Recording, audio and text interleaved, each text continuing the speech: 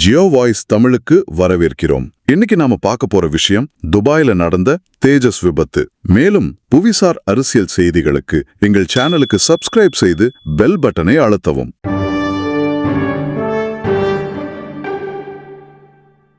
முதல்ல இந்த துபாய் விமான கண்காட்சியோட முக்கியத்துவத்திலிருந்து ஆரம்பிக்கலாம். துபாய் விமான கண்காட்சிங்கிறது ஒரு சாதாரண நிகழ்வே கிடையாது. சொல்லப்போனா இது ராணுவம் மற்றும் விமான போக்குவரத்து துறையோட ஒரு ஒலிம்பிக்ஸ் மாதிரி. இந்த வருஷம் பாருங்க 115 நாடுகள் கலந்துக்கிட்டாங்க. இந்தியாவுக்கு இது ரொம்ப ரொம்ப முக்கியமான ஒரு மேடை. நம்மளோட தேஜஸ் விமானத்தை உலகத்துக்கு முன்னாடி காட்டவும் அதோட ஏற்றுமதி வாய்ப்புகளை அதிகரிக்கவும் இத ஒரு பெரிய வாய்ப்பா பார்த்தோம். அப்படிப்பட்ட ஒரு பெரிய சூழல்ல தான் இந்த சோகமான சம்பவம் நடந்திருக்கு. கரெக்ட்.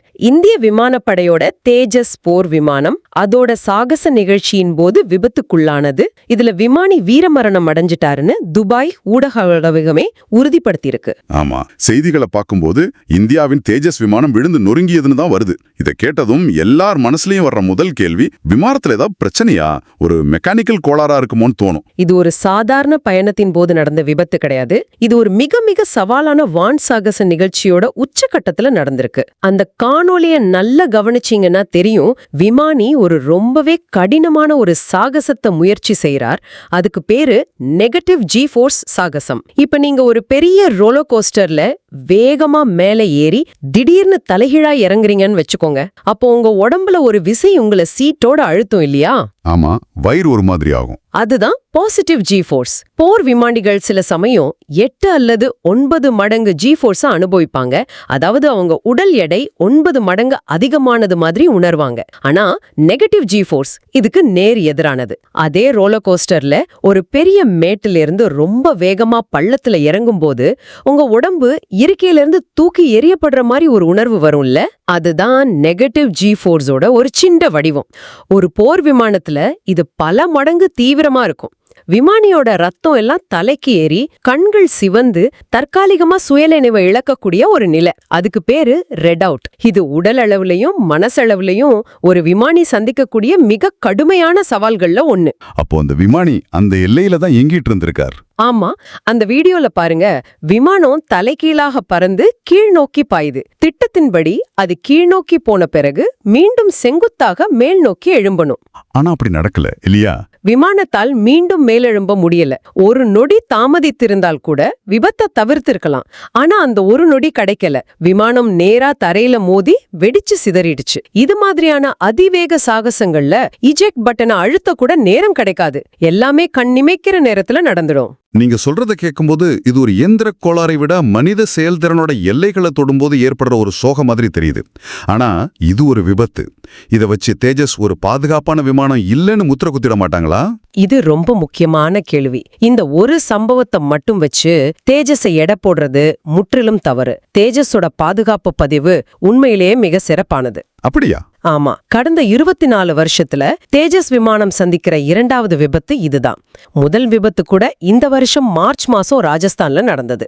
இத்தனை 1000 மணி நேரங்கள் பறந்து இவ்வளவு கடினமான பயிற்சிகளுக்கு பிறகும் இவ்வளவு குறைவான விபத்துங்கிறது ஒரு பாராட்டப்பட வேண்டிய விஷயம். சரி, இத கொஞ்சம் ஒப்பிட்டு பார்த்தா நல்லா புரியும். தேஜஸோட போட்டியாளரா கருதப்படுற பாகிஸ்தானின் JF-17 விமானத்தோட பாதுகாப்பு பதிவு எப்படி இருக்கு? பாகிஸ்தானின் JF-17 விமானம் இதுவரைக்கும் குறைஞ்சது 5 முறையாவது விபத்துக்குள்ளாகி இருக்கு. 2011, 2016, 2020, 2021, 2024ன்னு பட்டியல் நீளமா போகுது. இதுல இன்னும் மோசமான விஷயம் என்னன்னா, அவங்க பலமுறை இந்த விபத்து செய்திகளை உலகத்துக்கிட்ட இருந்து மறைக்க முயற்சி செஞ்சிருக்காங்க.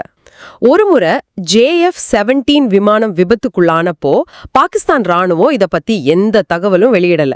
ஆனா இங்கிலாந்தை சேர்ந்த மார்டின் பேக்கர்னு ஒரு நிறுவனம் இருக்கு. அவங்க தான் விமானிகள் அவசரமா வெளியேற உதவும் இஜெக்ஷன் சீட்களை தயாரிக்கிறாங்க. அவங்க ஒரு ட்வீட் போட்டாங்க. பாகிஸ்தான் விமானப்படை விமானி ஒருவர் எங்கள் தயாரிப்பான வெளியேறும் இருக்கையை பயன்படுத்தி வெற்றிகரமாக உயிர் தப்பினார்னு பாராட்டியிருந்தாங்க. அப்பதான் உலகத்துக்கே அவங்களோட JF-17 விமானம் விபத்துக்குள்ளான விஷயமே தெரிஞ்சது. அடேங்கப்பா, அப்போ பாகிஸ்தான் மறைக்க முயற்சி செஞ்ச ஒரு விஷயத்த அந்த விமானத்துல இருந்த ஒரு பாகத்தை தயாரிச்ச கம்பெனியே உலகத்துக்கு சொல்லிருச்சு. வெளிப்படைத்தன்மையில ஒரு பெரிய வித்தியாசம் இருக்கு இல்லையா? இது வெறும் விபத்து எண்ணிக்கையை பற்றியது மட்டும் இல்ல, இது ஒரு நாட்டோட அணுகுமுறையை பற்றியது. இந்தியா இது போன்ற விஷயங்கள்ல வெளிப்படைத்தன்மையோட நடந்துக்குது. ஒரு விபத்து நடந்தா அதை ஒப்புக்கொண்டு விசாரணைக்கு உத்தரவிட்டு அதிலிருந்து பாடம் கத்துக்கிறோம். ஆனா சில நாடுகள் புகழுக்கு களங்கம் வந்துடும்னு சொல்லி உண்மையை மறைக்க பாக்குறாங்க. இந்த தகவல்கள் உங்களுக்கு பயனுள்ளதா இருந்தால் இந்த வீடியோவை லைக் செய்து உங்க நண்பர்களுடன் ஷேர் செய்யுங்கள். சரி, இந்த வெளிப்படைத்தன்மை பத்தி பேசும்போது இந்த விபத்து நடந்த உடனே வந்த எதிர்வினைகளை பத்தி பேசணும். ஒரு இந்திய விமானி உயிரிழந்த செய்தியை கேட்டு சில பாகிஸ்தான் பத்திரிகையாளர்கள் சிரிச்சு அதை கொண்டாடுற காணொளிகள் வெளியானது. இது ரொம்ப மனிதாபிமானமற்ற செயல். ஒரு மனித உயிரோட இழப்பை, அதுவும் எந்த சூழ்நிலையா இருந்தாலும் சரி, இப்படி ஒரு கொண்டாட்ட மனநிலையோட அணுகிறது ரொம்பவே தப்பு. சரி, இந்த அரசியல் எல்லாம் ஒரு பக்கம் இருக்கட்டும். நாம மறுபடியும் பிசினஸ்க்கு வருவோம். துபாய் மாதிரி ஒரு உலக மேடையில எல்லா நாடுகளோட பாதுகாப்புத்துறை அதிகாரிகளும் பார்க்கும்போது இப்படி ஒரு விபத்து நடந்திருக்கு. இது தேஜஸோட ஏற்றுமதி வாய்ப்புகளை கண்டிப்பா பாதிக்கும் தானே? மேலோட்டமா பார்த்தா அப்படி தோணலாம். ஆனா உண்மையில போர் விமானங்களை வாங்குற பிரக்ரியை ஒரு தனிப்பட்ட சம்பவத்தை மட்டும் சார்ந்தது இல்ல. பல வருஷங்களா அதோட பாதுகாப்பு பதிவு எப்படி இருக்கு, பராமரிப்பு செலவுகள், தொழில்நுட்பம், அரசியல் உறவுன்னு பல விஷயங்களை ஆழமா ஆராய்வாங்க. ஆனா நான் ஒரு வாடிக்கையாளரா கேக்குறேன். ஒரு பக்கம் சிறப்பான பாதுகாப்பு பதிவு இருக்கு, இன்னொரு பக்கம் கண்ணு முன்னாடியே விமானம் வெடிச்சு சிதற வீடியோ இருக்கு.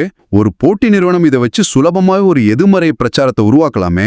இங்கதான் உண்மையான போட்டி நடக்கும். உதாரணத்துக்கு அர்ஜென்டினா பல வருஷமா தேஜஸ் வாங்கலாமா அல்லது பாகிஸ்தானின் JF-17 வாங்கலாமான்னு யோசிச்சுட்டு இருக்காங்க. இப்போ இந்த விபத்து JF-17 ஆதரவாளர்களுக்கு ஒரு பெரிய ஆயுதத்தை கொடுத்த மாதிரி அவங்க இந்த வீடியோ வச்சு பிரச்சாரம் செய்வாங்க. ஆனா அனுபவமிக்க ராணுவ திட்டமிடுபவர்களுக்கு இது ஒரு வான் சாகச நிகழ்ச்சியின் போது நடந்த விபத்து, ஒரு வழக்கமான பறக்கும் போது ஏற்பட்ட இயந்திர கோளாறு இல்லைன்னு புரியும். அப்போ தேஜஸ் ஏற்றுமதியில ஒருவேளை தாமதம் ஏற்பட்டா அதுக்கு இந்த குறிப்பிட்ட விபத்து மட்டும் காரணமா இருக்காதுன்னு சொல்றீங்களா? நிச்சயமா ஒருவேளை தாமதம் ஏற்பட்டா அதுக்கு இந்த விபத்தை விட யதார்த்தமான நடைமுறை சிக்கல்கள் காரணமா இருக்கலாம். அது என்ன மாதிரி சிக்கல்கள்?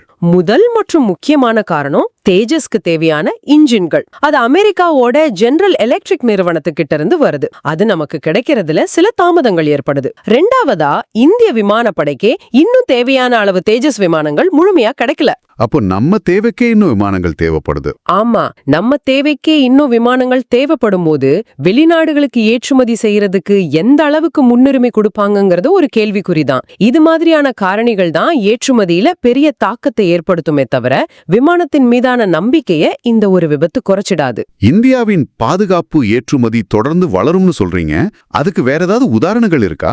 கண்டிப்பா. இந்த விபத்து நடந்த சில நாட்கள்லயே இந்தோனேஷியா நம்மளோட பிரம்மோஸ் ஏவுகணைகளை வாங்குறதுக்கான ஒப்பந்தம் கையெழுத்தாக போகுதுன்னு செய்தி வந்திருக்கு. பிலிப்பைன்ஸ் ஏற்கனவே வாங்கிட்டாங்க, இப்போ இந்தோனேஷியா. இது என்ன காட்டுதுன்னா, இந்தியாவின் பாதுகாப்பு தளவாடங்கள் மேல உலக நாடுகள் வச்சிருக்கிற நம்பிக்கை ரொம்ப வலுவா இருக்கு. இந்த செய்தியை பற்றிய உங்கள் எண்ணங்களை கமெண்டில் தெரிவியுங்கள். உங்கள் கருத்தை பகிருங்கள். மீண்டும் சந்திப்போம்.